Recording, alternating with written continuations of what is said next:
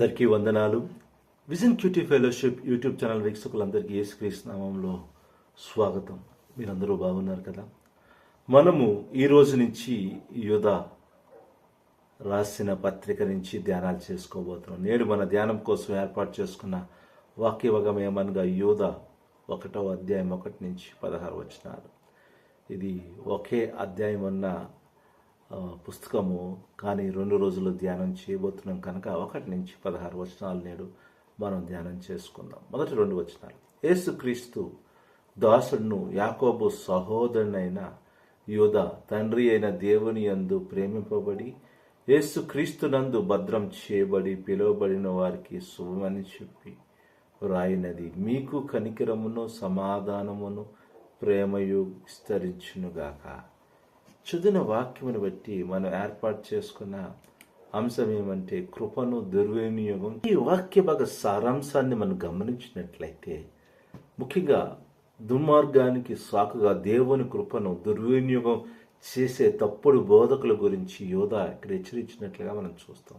వారు దేవుని కృపను వక్రీకరించి అనైతిక మరియు గర్వాన్ని సమర్థించుకున్నారు. దేవుడు స్థాపించిన చట్టాన్ని, ఆ యొక్క ఆజ్ఞలను విస్మరించారు. వారు తమ మాటలు మరియు చర్యలతో సంఘానికి హాని కలిగించినట్లుగా మనం చూడగలుగుతాం. మరియు చివరికి వారు దేవుని తీర్పును ఎదుర్కొన్నారు. పురాతన కాలంలో దేవుడు ఆ విశ్వాసాన్ని మరియు కామందత్వాన్ని సహించినట్లే నేడు కూడా ఆయన దానిని సహించడు మరియు తగిన సమయంలో ఈ తప్పుడు బోధకులకు తీర్పు తీరుస్తాడు కదండి. కాబట్టి సంఘము తప్పుడు బోధకులకు వ్యతిరేకంగా స్థిరముగా నిలబడాలి మరియు క్రీస్తు సువార్తను సమర్థించాలి. ఇవన్నీ కూడా చూస్తాము. తప్పుడు బోధకులను దేవుడు విడిచిపెట్టాడు, వారికి తీర్పు తీరుస్తాడు. ఇవన్నీ కూడా ఈరోజు సారాంశంగా మనం చూడవచ్చు. ఈ వాక్య భాగమును ఇంకా మనం లోతుగా ధ్యానం చేసినప్పుడు మన దేవుని గురించిన గొప్ప సత్యాలు తెలుసుకోవడానికి వీలు కలుగుతుంది. 1వ వచనం. ప్రియమైన వాళ్ళారా, ఆనాటి సంఘములో తప్పుడు బోధకులు చాలా విపరీతంగా సంఘాన్ని పాడు చేసినట్లుగా మనం చూడగలుగుతాం. దేవుడు తన వద్దకు పిలిచిన వారిని ప్రేమతో రక్షిస్తాడు కదండి. దేవుడు ప్రేమతో ఎవరైతే ఆయన వద్దకు పిలుచుకున్న వారిని రక్షిస్తాడు. తప్పుడు బోధకులు సంఘమును అంతరాయం కలిగించడానికి ప్రయత్నించినప్పుడు కూడా దేవుడి రక్షణ స్థిరంగా ఉంటుంది కదండి. దేవుని రక్షణను ఎవరైతే అనేది విశ్వాసం ఉంచారో ఎవరు కూడా దాన్ని తీసివేయలేరు.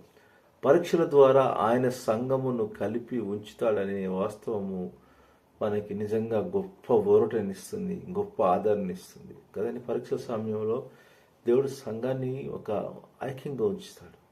మనం దేవునిచే పిలువబడ్డామని గుర్తించుకోవాలి. దేవుడు మనల్ని పిలిచాడు, దేవుడు ఏర్పాటు చేసుకున్నాడు. మరియు ఎల్లప్పుడూ ఆయనను విశ్వసించడంలో పట్టుదలతో ఉండాలి. ఇవన్నీ కూడా దేవుని వాక్యం మనకి తెలియజేస్తుంది. ఇంకా మనం లోతుగా ధ్యానం చేసినప్పుడు 3 నుంచి 16 వచనాలు. దేవుని కృప పాపమునకు అనుమతి ఇవ్వదండి కదండి. దేవుడు మన పట్ల కృప చూపిస్తున్నాడంటే పాపం చేయమని కాదు, పాపాన్ని ఇష్టానుసారంగా మన ఇష్టం చేయమని కాదు, కానీ దానికి బదులుగా కృప పాపము నుండి దూరంగా ఉండడానికి మనకి శక్తినిస్తుంది. ఎవరైతే దేవుని కృపను అర్థం చేసుకుంటారో వారు పాపము నుండి దూరంగా ఉండడానికి ప్రయత్నం చేస్తారు. దేవుని కృప ఆ విధంగా జీవించడానికి శక్తినిస్తుంది. ఈరోజు విషయాలు మనం ఆలోచన చేయాలి. ఎలాగైనా క్షమించబడతాము కాబట్టి మనం వచ్చినట్లు చేయగలమని అనుకొని మోసపోవద్దు. సంగమా, దేవుని బిడ్డలారా, ప్రియమైన వాళ్ళారా, ఈరోజు విషయాలన్నీ కూడా మనం ఆలోచన చేయాలి. ఏదైనా దేవుడు క్షమిస్తాడని మన ఇష్టానుసారంగా చేసి మోసపోవద్దు. కృపను దుర్వినియోగం చేయొద్దు అనే విషయాన్ని దేవుని వాక్యం మనకి జ్ఞాపకం చేస్తుంది. నిజమైన కృప మనం పాపం మీద నిశ్చయంగా దారి తీస్తుంది మరియు పరిశుద్ధ జీవితాన్ని గడపడానికి మనల్ని ప్రేరేపిస్తుంది కదండి. నిజమైన కృప మనల్ని పాపం నుండి దూరం చేస్తుంది కదండి, దేవునికి దగ్గర చేస్తుంది. ఈరోజు విషయాన్ని ఆలోచించాలి. ఒకవేళ దేవుని కృపను మనం దుర్వినియోగం చేస్తూ దేవునికి దూరమే ఉంటున్నాయేమో ఆలోచన చేయాలి. దేవుని కృప, నిజమైన కృప మనం పొందినట్లయితే దేవునికి దగ్గర చేస్తుంది మనల్ని.